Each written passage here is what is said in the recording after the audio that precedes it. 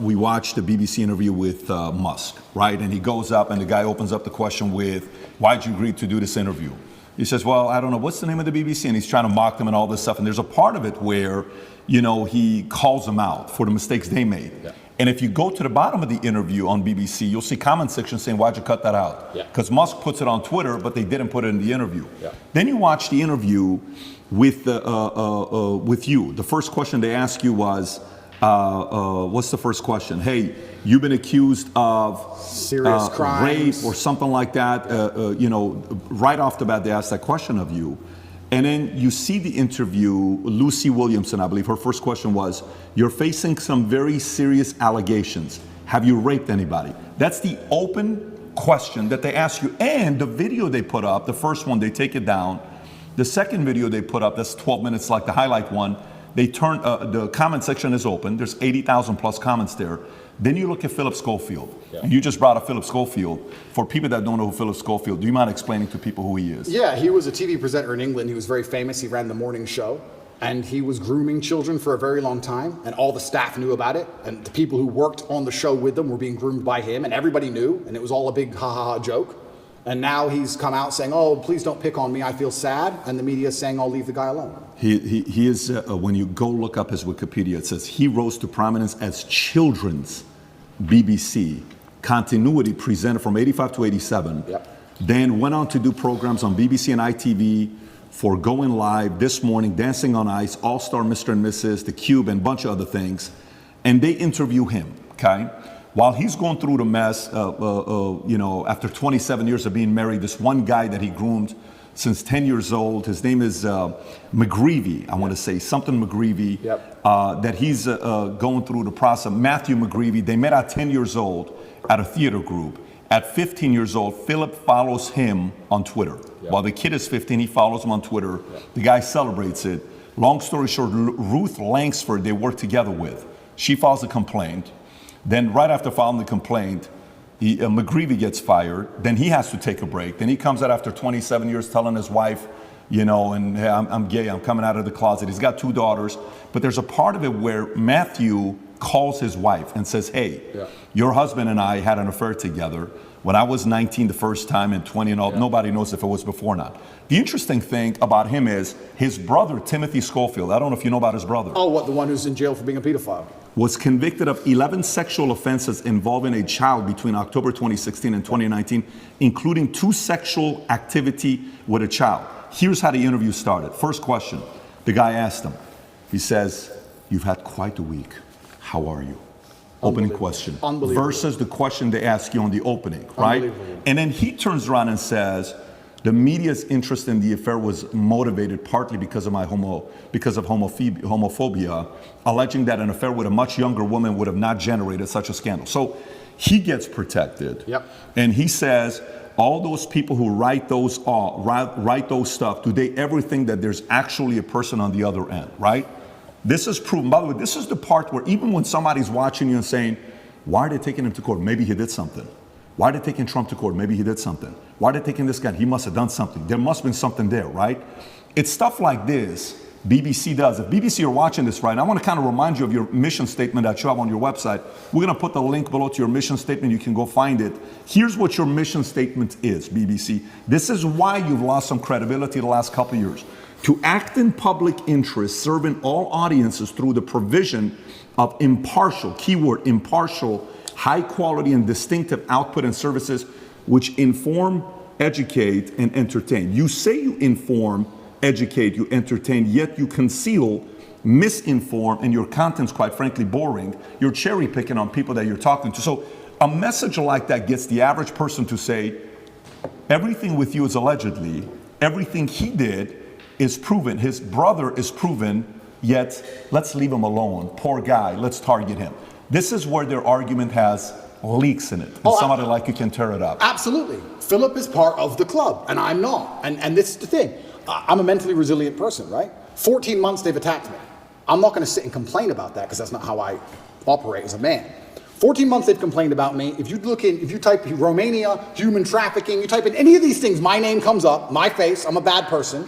I've lost all my bank accounts. I've lost all my social media accounts. I've been vilified all across the matrix in every single possible way. They print my face every single day with something negative next to it daily. Nobody gives a shit about my mental health, right? Because I'm the enemy.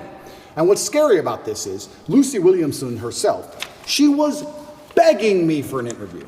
The BBC were begging me for an interview. I don't need any of these people. The only reason I even sat down with the BBC is because they were begging me. I can go and just say my own words and get plenty of views, right? But the whole time I was in jail, they're begging me for an interview. Can we speak to him on the phone? Maybe you can give an interview from jail. Can we have an interview? Please, please, please, please. And I was saying, why do I want to talk to the BBC? And the BBC were saying, no, we don't want to do a hit piece. We want to come across, we want to be impartial. This is what they're telling me. This is what they're telling me. We want to be impartial. We believe there's a side of the story that hasn't been told. We're really interested in some of the, let's say, what's the word? I don't want to get this wrong. Inconsistencies in the Romanian justice system. We're very interested in his side of the story. There's been enough hit pieces. We want to tell the other side. We want to hear Andrew Tate's story. And I said no, on repeat. Then they sent me a list of questions. I didn't even ask for a list of questions. That's not who I am. I don't have to script. I never ask for a list of questions. They sent me a list of questions. Here's what we're going to ask. It's about his mental health. It's about the Romanian justice system. It's about the fact he hasn't been charged. His liberty's been deprived. All this stuff. And I thought, well, that's kind of interesting. Maybe it's a bit interesting. And the Matrix is obviously printing lies about me. And these are some interesting questions from the Matrix for the first time ever. Okay. They walk in here all smiles and happy, all smiley faces trying to take me off guard.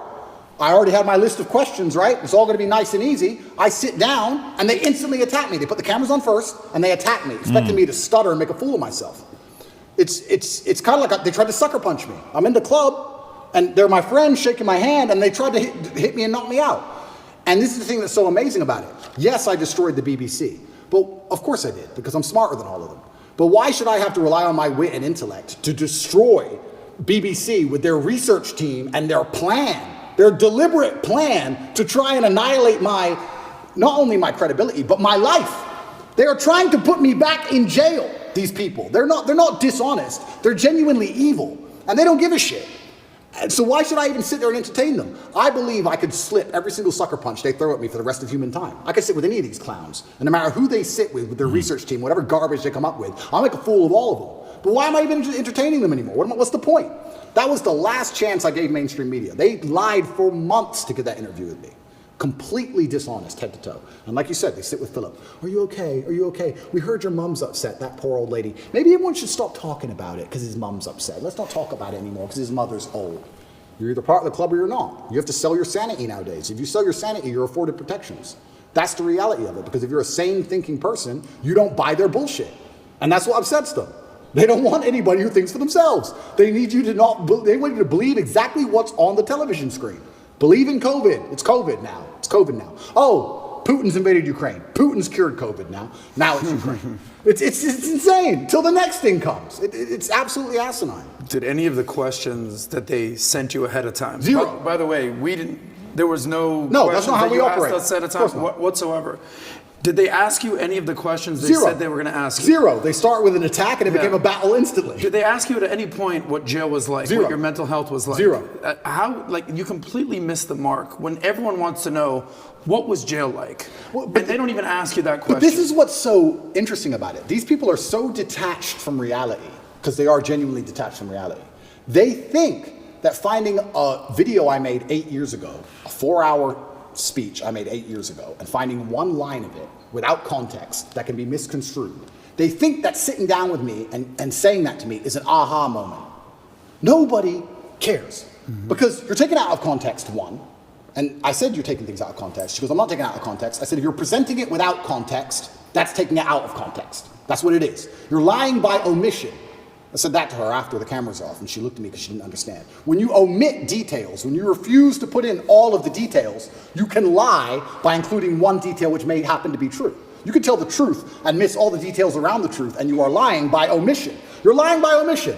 And you're sitting here saying, oh, you said this 8 years ago. Nobody cares. Because they know me, and they know I didn't mean it in that way, and they know it's taken out of context, and they know that it's an old video on the internet, and it's not even an aha moment they think it is. But they just want to sit with you for an hour, attack you and attack you and attack you, wait for you to make one mistake. If I would have stuttered or made a single mistake, that's the only 3 minutes they would have shown. That's all they want. They want that 1 hour, then they take the little bit. With me, they cut it down to 12 minutes, and they look terrible in all of it. But if I would have made a single mistake, it would have been the only bit they shown. That's all they care about. Fake news. Did you tell them, did you say, I'm only doing this if I'm able to record as well? I said that. Because I know that's what happened with Trump as well a couple of years ago. I didn't even tell them, I just recorded it. Okay, so they didn't know you were recording. They didn't know I was recording until afterwards, and then I said, that was dishonest, I'm going to release the whole video. You told them before you released it? I told them. There is no contract or agreement with BBC? No. Nothing was signed, it was just simply an interview. Okay, because I think that was very important when you released it, for people to see what fully was said versus, and by the way, you know the Philip Schofield interview that they put up, the 12-minute one that just came out, you know the comments are turned off. Of course they are. The comments are turned off, yours are turned on, his is turned off. Of course. And who knows many reasons why they would do that. But going back to BBC. So, okay, they come, they want to ask the questions of you. For some of the people that maybe aren't following the story closely, but they know who you are. We're in the car, we're driving, and a lot of people are asking questions. We ask the drivers, like, hey, are you going to Tate's place? How do you know we're going to Tate's place? And he says, well, who's Tate? Oh, Andrewtate. Oh, tell us about Andrewtate. Well, this is, okay. What kind of a guy is he? He said, I actually really like him. I said, why do you think he's going through what he's going through right now? Oh, it's always because of money.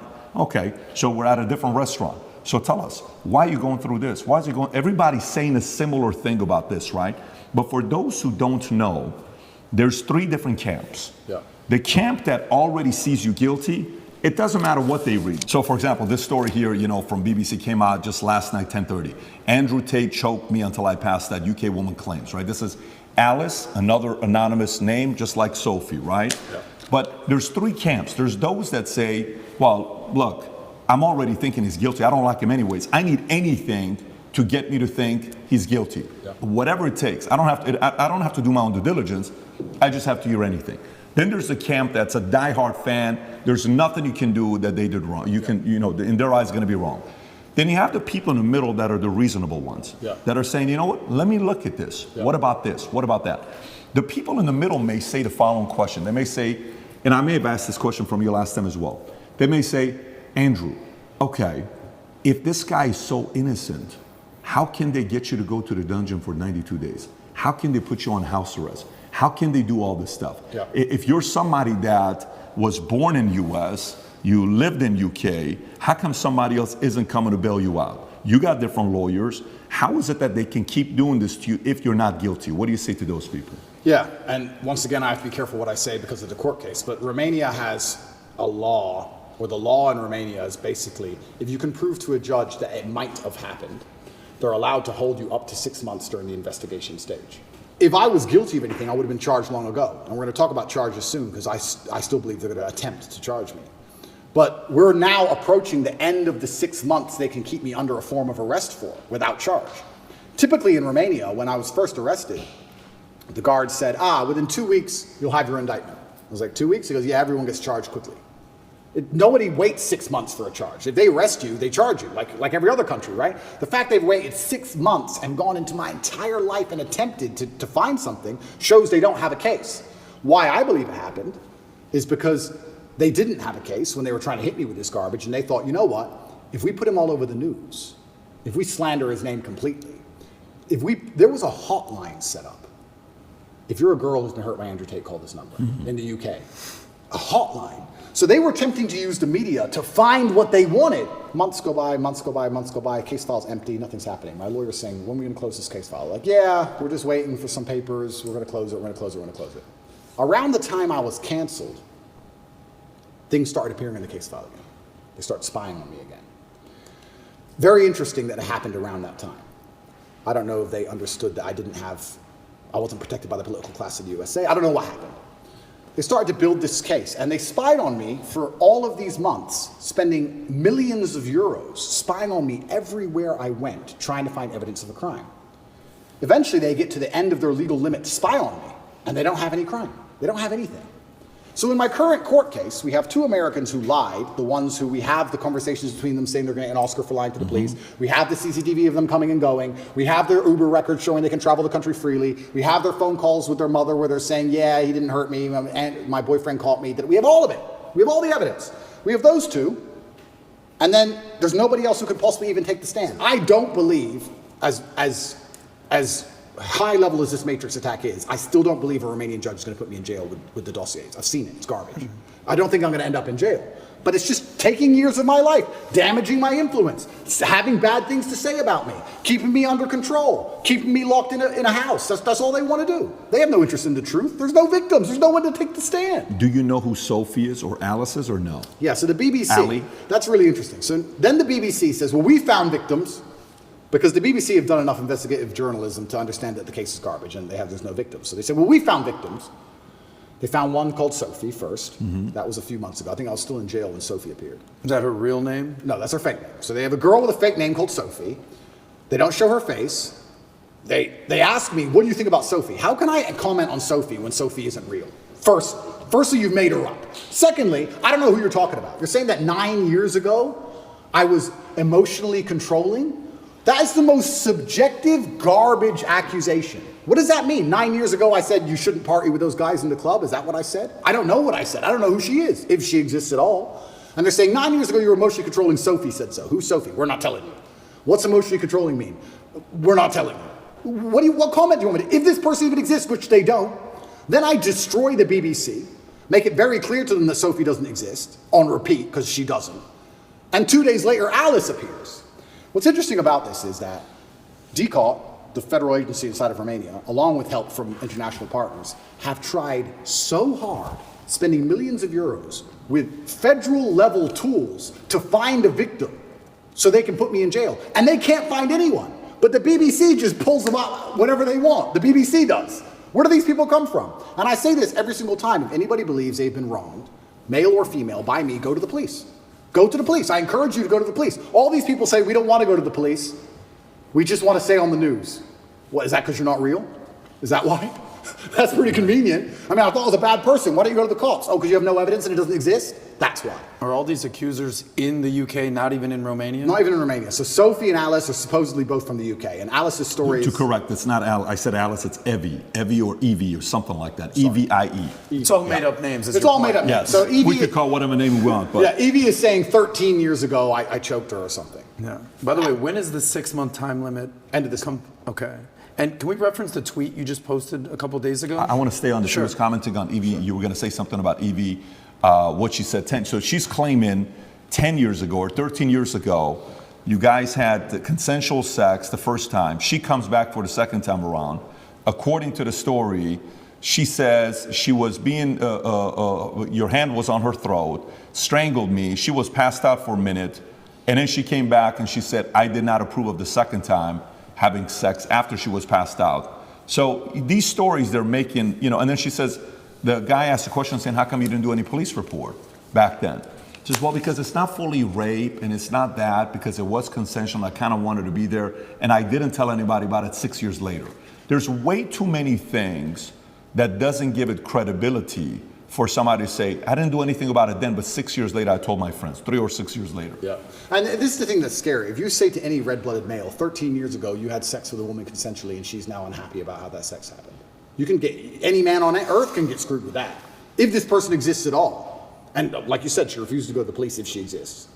And she's saying it was consensual. I think last night they aired it on Newsnight and she literally, they said, why are you coming forward now? And I think this actor, the person literally said, because now he's rich and famous. They literally said those words. That's what they said. Oh, because now he's rich and famous, I think it's unfair. It's asinine. I don't understand genuinely how a man can protect himself in the Western world anymore. How can you even exist anymore? If this is what they're going to hit you with as soon as you get to a certain level of influence, there's no man on earth who's safe from this. I said this to my judges. I had a few male judges. I said, they could do this to you. They could do this to anyone. They can do it to you or me or any man watching this. Any man watching this. They can put in the BBC 9 years ago you did something. They won't tell you her name. They won't give you any chance to defend yourself because you have no idea what they're fucking talking about. And they will print it on repeat until you lose your job and lose your bank and lose your social media. And then you're going to sit there bankrupt and depressed. And then they're just going to move on from you. And if you don't die, if you're like me, a cockroach who refuses to die, if you sit around and refuse to go away, they're going to make up a new one. It's crazy. And it's genuinely scary. And you're not safe from it anywhere anymore. I will say right now on this podcast, I encourage absolutely anybody who believes I've harmed them, male or female, to go to the police with evidence and we'll go to court. Let's do it. I don't harm people. If I was harming people, I wouldn't be out here as open as I was. The biggest criminals and the biggest gangsters and the most heinous people on earth don't have social media. You know this. If I see a guy with an Instagram pretending he's a gangster, he's not a gangster. The real gangster hasn't got Instagram. But that's the reality of it. You think I'm going to become the most Googled man in the world if I've been running around hurting people? It's absolutely insane. And I think there has been a shift in the consciousness. I think, especially because of COVID and a few other things, people are starting to understand that all these people do is lie. I think people are starting to understand that. And the harder they try and hurt me with these lies, the less people believe it, which is scary for me. Like I said earlier, it's scary. They keep coming up with more garbage. The bullets keep bouncing off. So now they're sitting around going, we can't convince the world this person is a bad person. How do we get rid of him? That's the scary part.